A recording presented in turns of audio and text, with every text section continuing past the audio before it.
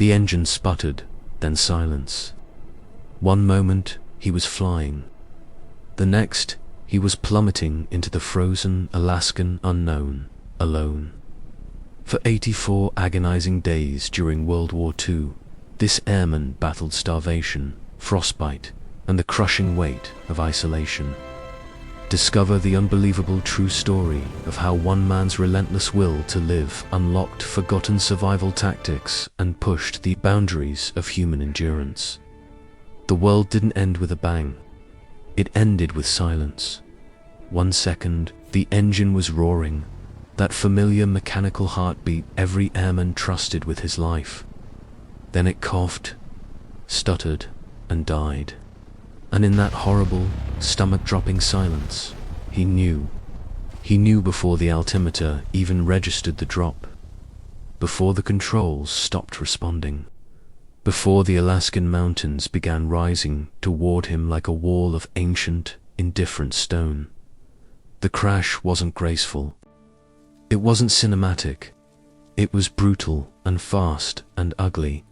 The kind of thing that leaves a man not knowing what hurts first, because everything hurts all at once. Metal screamed. The fuselage split. Ice and snow burst through the shattered windshield like the world itself had punched him in the face. And then stillness. Cold, suffocating, absolute stillness. He didn't know how long he was unconscious. Minutes, maybe longer.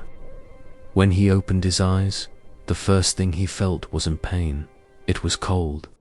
The kind of cold that doesn't just touch your skin. It reaches inside you and squeezes. The kind of cold that whispers, "You are not supposed to be here." And yet, he was here. He pulled himself out of the wreckage with hands that barely worked, fingers already going numb at the tips. He stood up, looked around, and saw nothing but wilderness. White-capped peaks in every direction. Dense spruce forests below him. No roads, no smoke. No signs of civilization anywhere on the horizon. Just sky, stone, snow, and silence. The realization didn't hit him all at once. It came in waves. First, the obvious. The plane is destroyed. Then, the terrifying "no one saw me go down." And finally, the one thought that nearly buckled his knees. No one is coming. Not today. Maybe not for a long time. In World War II Alaska, the wilderness wasn't just remote. It was legendary for swallowing men whole. The military had already lost pilots to these mountains, these valleys, these brutal winters that could drop temperatures to 40 below with winds that cut through standard issue gear like it was tissue paper. Search and rescue in this era was primitive by any modern standard. If your last known position was approximate, and his was, they might search for weeks and never come close. He knew all of this. And for a moment, standing in the debris field of what used to be his aircraft, he let himself feel it, the weight of it, the sheer, suffocating enormity of his situation. He was alone, injured, in one of the most hostile environments on the planet, in the middle of a war that didn't have time to stop for one missing airman. But then something shifted. Maybe it was training. Maybe it was stubbornness. Maybe it was the face of someone he loved flickering behind his eyes like a pilot light refusing to go out. Whatever it was, his hands stopped shaking, not from warmth, but from decision. He made a choice in that wreckage field that would define the next 84 days of his life. He decided not to die today. The first priority was warmth, and he knew it. In Arctic survival, hypothermia is the silent killer. It moves faster than starvation, faster than dehydration, faster than almost anything else. Your body begins losing heat the moment exposure begins, and once your core temperature drops far enough, your decision-making degrades before you even realize it's happening. you start making bad choices. Slow choices. And out here, bad and slow are death sentences. He turned back to the wreckage and started pulling. Every piece of metal, every scrap of fabric, every component he could pry loose became a resource. Insulation from the cockpit lining, parachute silk, still partially intact, that could serve as wind-breaking material. Hydraulic fluid that might be coaxed into burning. A survival kit that had been partially crushed but still yielded a few precious items. A small knife, matches in a waterproof case, a signal mirror about the size of his palm. It wasn't much. It was everything. He worked with the systematic urgency of a man who understood that panic was a luxury he couldn't afford. Every movement was calculated, every item evaluated. He wasn't scavenging, he was building a mental database of what he had and what he could make from it. Because in the Alaskan wilderness, your creativity is your currency. Shelter came first. Not a permanent one that would come later, but something to break the wind before nightfall, which came fast and came hard this far north. He used the largest section of the fuselage as a windbreak, dragged broken branches from nearby spruce trees to create a crude lean-to against it, and packed snow around the base to seal out drafts. It wasn't warm, but it was warmer. Out here, warmer was victory. He got a fire going on the third attempt, hands trembling, fingers barely cooperating, face pressed close to the tiny flame, like it was the most precious thing in the world, because it was. When it finally caught, when that small orange light pushed back even a fraction of the darkness and the cold, he felt something he hadn't expected to feel in that moment. Hope, not confidence, not certainty, just that small, stubborn, irrational thing called hope. The belief that if he could make it through tonight, he might make it through tomorrow. And if he could make it through tomorrow, who knows? He didn't sleep that first night. He kept the fire alive instead, feeding it carefully, rationing his fuel. And as the temperature plummeted and the Alaskan wilderness closed in around him like a living thing, he made a promise to himself: I will not be another name they can't find. Day one was survival, and he survived it. He survived the crash, but the real war hadn't even started yet. Chapter 2. The battle for sustenance is where things get truly desperate. Stay with us. Hunger is patient. That's what people don't tell you. It doesn't announce itself dramatically on day one. It starts as a background noise, a quiet rumble, easy to push aside when adrenaline is still doing its job. But by day 3, it stops asking politely. By day 5, it becomes the loudest thing in your head. By day 7, it's not just a feeling anymore. It's a presence, a companion, a constant, gnawing negotiation between your body and your will. He had nothing to eat. What little emergency ration had been in the survival kit was gone within the first 2 days, eaten sparingly, but gone. The wilderness around him was theoretically full of food. Theoretically, but knowing that animals exist and actually catching them with improvised tools, injured hands, and no real hunting background are two entirely different realities. The first thing he went after was small game. Tracks in the snow, ptarmigan, Alaska's white-feathered ground birds, practically invisible against the winter landscape but present everywhere once you knew what to look for.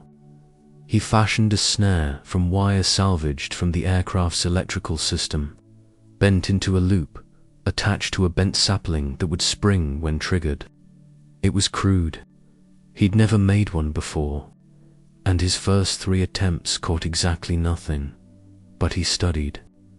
He watched where the birds moved. He noticed patterns, the way they followed the same trails through the brush day after day. Creatures of habit, even in the wild. He repositioned his snares. He learned. On day 9, the sapling snapped. He didn't let himself feel relief until he was standing over it, a single ptarmigan. Small but real. Food, calories, life.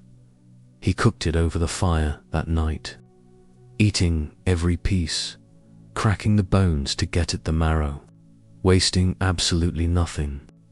And when it was done, he sat in the firelight and felt something close to powerful. He could do this. Water was its own battle.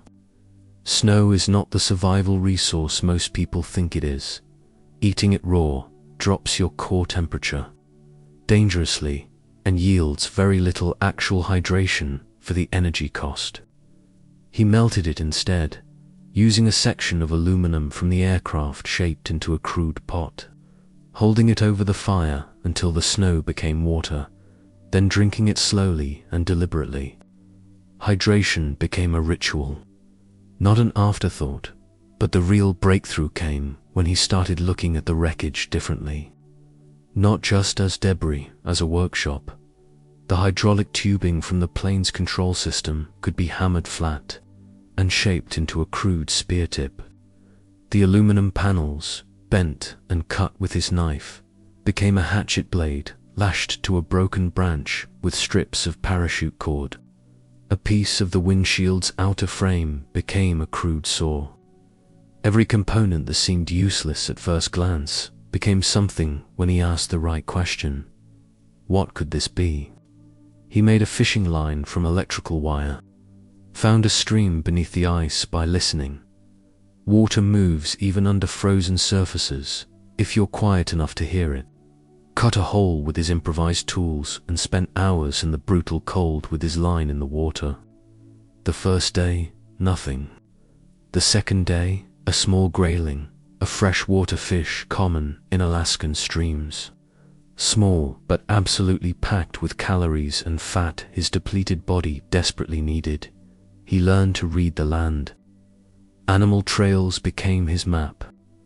The behavior of ravens overhead sometimes pointed to carcasses, food sources he wasn't too proud to compete for. He found signs of moose in the valley below his camp and spent days formulating how a single injured man might harvest something that large with minimal tools. He was strategic, patient.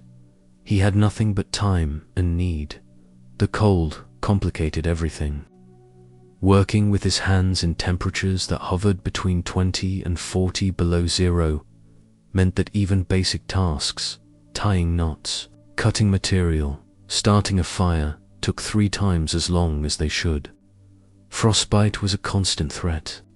He developed a system: work for 10 minutes, warm hands at the fire for 5, repeat. Slow, maddening, necessary. He also made fire his science. Not just starting it, which he'd mastered out of necessity, but maintaining and transporting it. He learned to bank coals in a bed of ash so they survived the night without constant feeding. He learned which woods burned longest, which gave the most heat, which produced the least smoke. He learned that the aircraft's rubber insulation, when burned, created a dense black smoke visible from the air, a signal fire technique he began using during clear sky windows. Sending dark columns skyward whenever weather allowed, he was eating. Not well, not enough, but eating. And eating meant thinking clearly, and thinking clearly meant improving. Day by day, meal by painful meal, he was evolving from a crash survivor into something else, a wilderness operator. Someone the environment had tried to kill and instead had educated. He built a drying rack from spruce branches and began preserving meat, learning that even in the cold, proper preparation could extend his food supply. He mapped his immediate area, identifying his best hunting zones, his water source, his shelter, and his best signal fire position in relation to likely search flight paths. By day 20, he had a system. It wasn't comfortable, it wasn't safe, but it was a system, and in a situation where everything was trying to kill him, having a system was the difference between dying and not dying. He chose not dying. His body was surviving, but his mind that was becoming the real battlefield. Chapter 3. Mind over Matter reveals the psychological war happening inside him every single day. And this is where the story gets truly extraordinary. You can fix a broken shelter. You can find more food. You can add more wood to the fire. You cannot fix a broken mind. And out there, in the silence, in the white, in the endless repeating sameness of cold days and colder nights, the mind is the most dangerous thing you carry, because it doesn't shut off. It never stops. And when there's nothing to think about except survival and solitude, it starts generating its own content. Dark content. The kind that doesn't serve you. The hallucinations started. Around day 15, he didn't recognize them as hallucinations at first. That's the insidious thing about isolation-induced psychological stress. It doesn't announce itself. It creeps. He began seeing movement at the tree line. Figures that dissolved when he looked directly at them. He heard voices on the wind, specific voices, people he knew, calling his name. Once, he was completely convinced he heard a rescue plane and ran out of his shelter into the freezing dark, waving his signal mirror at a sky that contained nothing but stars. He stood there for a long time. Afterward, cold, foolish, alone, and he made a decision that might have saved his sanity more than anything else he did in those 84 days. He decided to document. He found paper in the survival kit, a small notepad, water damaged but still usable, and he began writing. Every day, not journal entries in any formal sense, but thoughts, observations, plans, arguments with himself about whether today had been better or worse than yesterday, and why. Records of what he'd eaten, what he'd seen, what he'd done. The act of writing served multiple purposes simultaneously. It gave his mind something to organize. It created a sense of progress and continuity, and it forced him to confront his psychological state honestly rather than letting it fester unchecked. He wrote about the hallucinations. He named them, described them, argued with them on paper. And something remarkable happened. Once documented, they became less powerful. They were still there, but they were his, acknowledged and classified. Rather than alien intrusions overwhelming him, he imposed structure on days that nature gave no structure to. He woke at the same time every morning, approximately, by the position of the light. He completed the same sequence of tasks, in the same order. Check the fire. Check the snares. Check the perimeter. Eat if there was food. Work on whatever the priority project was. He set himself goals that were achievable within a single day. Not survive 84 days. That was too enormous, too abstract, too terrifying. Today's goal, reinforce the south wall of the shelter. Today's goal, check the stream for fishing. Today's goal, spend 2 hours on signal fire preparation. Small goals. Completed goals. The psychological weight of completion, even tiny completion, cannot be overstated in an isolation scenario. Every finished task was evidence that he was still functioning, still capable, still the agent of his own story rather than a passive victim of circumstance. He also gave himself permission to feel things. This sounds simple, It is not. The masculine military culture of his era, and really of most eras, trained men to suppress, compartmentalize, and push through. And there's a place for that. But in total isolation, with no mission parameters and no external pressure to perform, suppression becomes its own form of psychological damage. The emotions don't disappear. They accumulate. They become weight. He cried on day 18. Sat down in the snow, back against a spruce tree, and just let it happen. Thought about everyone he missed. Let the grief of his situation be real and present for a specific, deliberate window of time. And then he stood up, wiped his face, and went back to work. Not because he'd solved anything, but because he'd processed something. There's a difference. What sustained him, and this is perhaps the most human part of the entire story, was a face.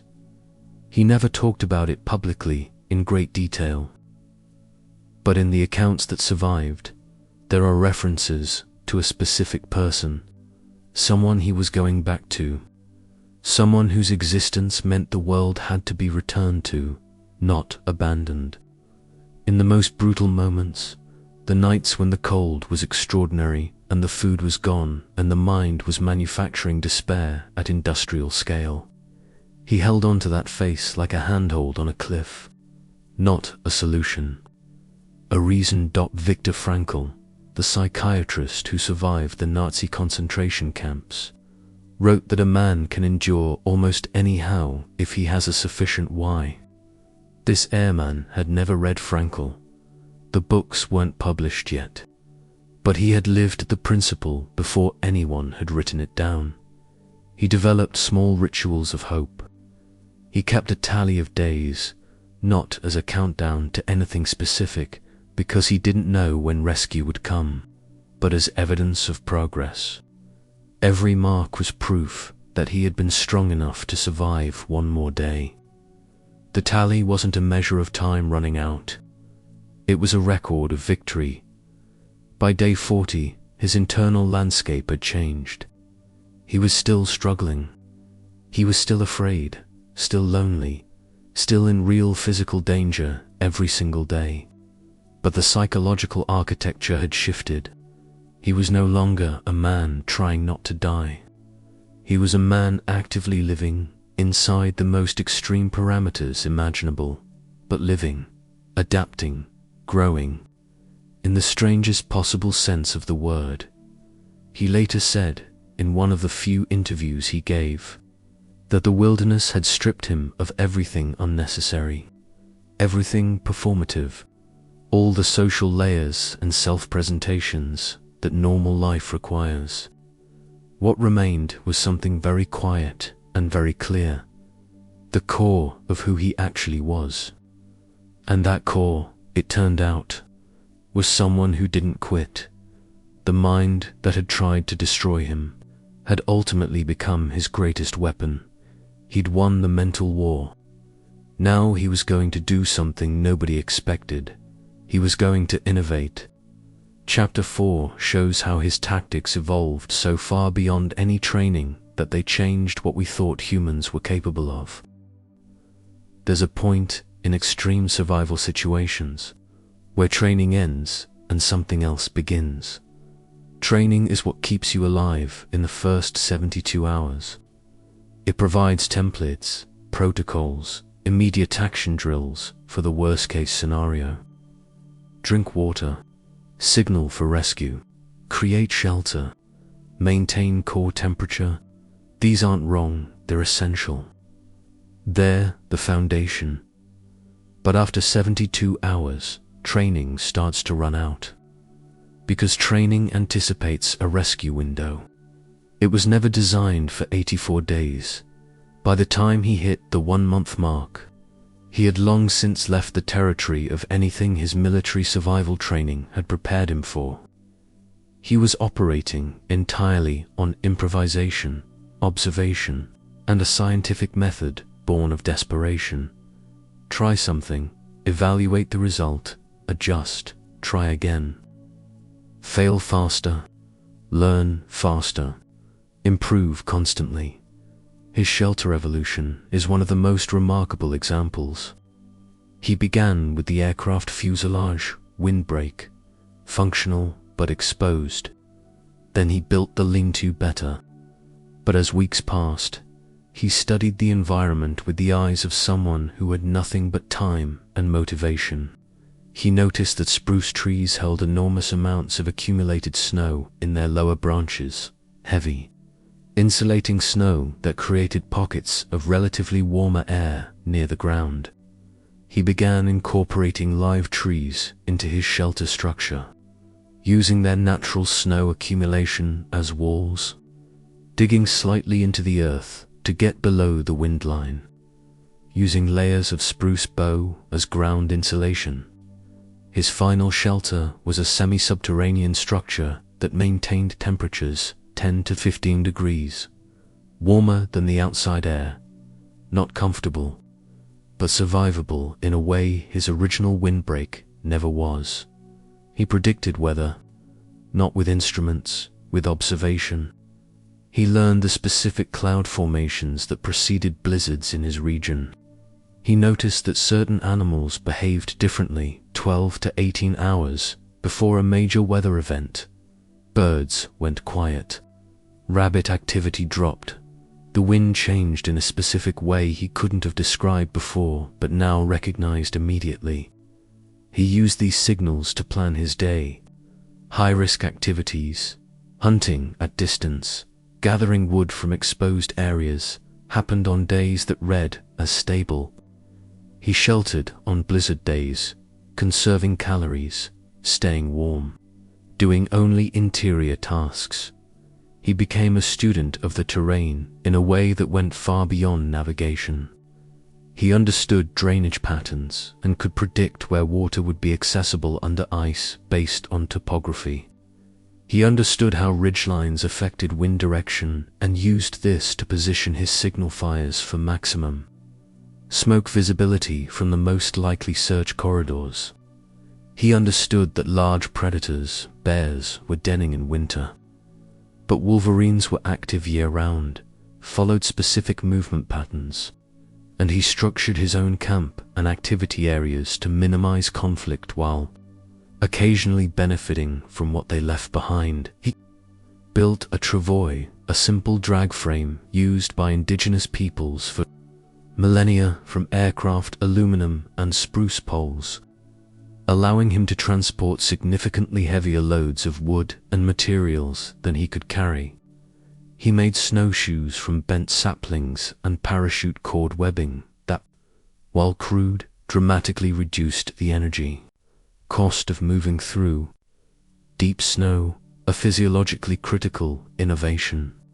When calories were precious, he engineered a reflective signal system using multiple pieces of the aircraft's polished aluminum, positioned to catch sunlight from multiple angles rather than requiring him to actively aim a single mirror. On clear days, he could create a passive signal array that reflected light across a wide sky arc, while he attended 2 other tasks. None of this was in any manual. None of it was in his training. Every single adaptation was invented in the field, under pressure, by a mind that had been stripped of every distraction and honed to a single purpose. There were moments that pushed past even these of old capabilities, moments that seemed to require something beyond strategy, beyond skill. A blizzard on day 52 that trapped him in his shelter for 4 consecutive days, during which he burned his remaining reserves and nearly lost his fire. He survived it by making a decision that seemed counterintuitive. He reduced his physical activity to nearly 0, lying still for hours to conserve heat and calories, entering an almost meditative state that kept his core temperature stable while minimizing expenditure. It was exactly the wrong thing to do by conventional wisdom. Stay active, generate heat. But he knew his situation was different. His fuel was too low. Movement would spend calories he didn't have. He lay still and calculated and waited. On day 6, he saw a search plane. It was distant, a small dot against the sky. Audible before visible, following a search corridor several miles south of his position. He had approximately 90 seconds. He hit every element of his signal system simultaneously. Signal mirror aimed directly at the aircraft. Signal fire lit with the rubber insulation pile he'd been saving for exactly this moment, sending a column of dense black smoke straight up into the clear air. The plane continued on its course and disappeared. He didn't break down. He evaluated. The smoke had gone up clean and high, a good column. The mirror had been active. If they had a search pattern grid, his position was now marked with a smoke signal even after he'd stopped producing it. He made notes in his journal. He kept the fire burning for 3 more hours, and he added to his signal array the next morning, expanding it. 17 days later, on day 84, a different aircraft found him. The exact sequence of events that led to his discovery included reports from that first search plane of an anomalous smoke signature in a grid section that had been otherwise negative. His improvised signal hadn't been seen in real time, but it had been logged, and it had brought them back. He had engineered his own rescue, not through luck, through innovation, persistence, and an absolute refusal to accept that the situation was beyond him. He survived. He was rescued. But what came after, the scars, the silence, and the legacy he left behind, is the part of the story that will stay with you longest. Chapter 5 brings it all home. Rescue doesn't end a survival story. It begins a different one. When they finally reached him, when human voices were real and not hallucinations. When warm hands touched his shoulders and someone said, "We've got you," he reportedly didn't say anything for a long time. Just sat there. Let it be real. Made sure it was real before he allowed himself to believe it. He had lost over 50 pounds. His hands bore the lasting marks of frostbite. His feet had been compromised and would give him trouble for the rest of his life. His body had been pushed to a biological edge that most humans never approach, and from which some never fully return. The physical accounting of 84 days in the Alaskan winter was written into his body permanently. A document no one else could read, but that he would carry every day from that moment forward. The psychological reintegration was its own long journey. He came back from the wilderness to a world that had continued moving without him, a war still raging, people who had begun to grieve him, a life that had started the slow process of closing the space he'd left. Stepping back into that was profoundly disorienting. He had spent nearly 3 months with no social complexity whatsoever, no performance, no expectation, just the pure, simple, brutal transaction of survival. And now suddenly there were meals with silverware and conversations, with subtext and fluorescent lights, and the 1,000 invisible social contracts of normal life pressing in. From every direction, he struggled. He was honest about that in the rare moments he spoke about it. The wilderness had changed the architecture of how he processed the world. Crowded rooms felt wrong. Noise felt wrong. The abundance of food, which should have felt like relief, initially felt almost threatening. Some part of him still rationing, still calculating.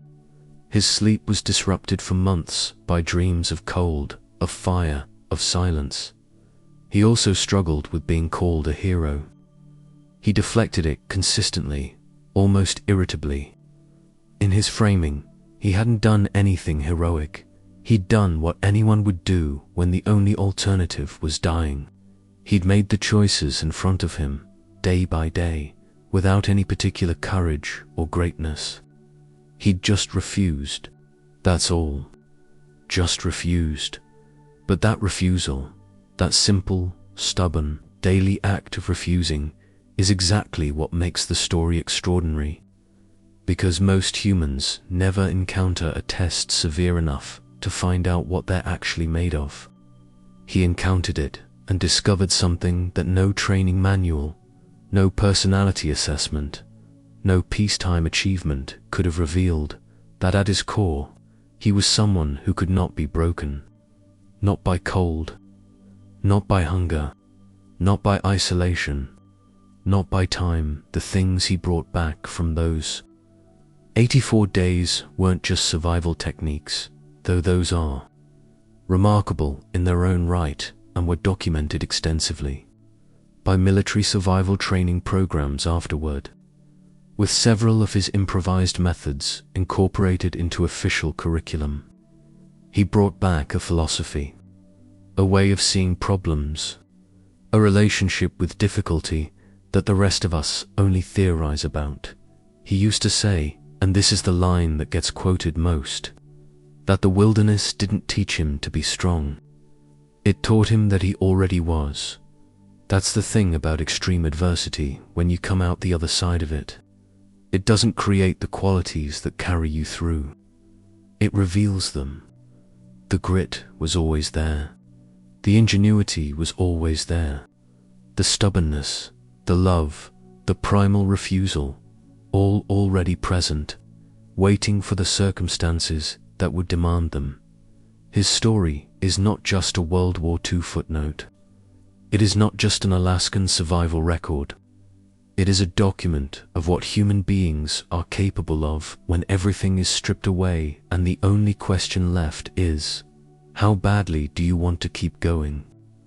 And the answer, his answer, written in cold and hunger and 84 days of impossible mornings, is this: badly enough. Always badly enough. He went back to Alaska once, years after the war, stood near the area where the crash had happened, though the wreckage was long gone, reclaimed by decades of weather and wilderness. He stood there quietly for a while, looking at the mountains, at the spruce forests, at the enormous, indifferent sky. Then he turned around and went home.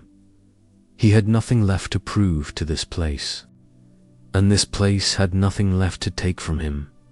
The wilderness had tried its absolute worst, and the man had walked out anyway. That's the story. That's the legacy. Not a military decoration or a survival record or a footnote in a history book, though it is all of those things. The real legacy is simpler and more durable than any of that.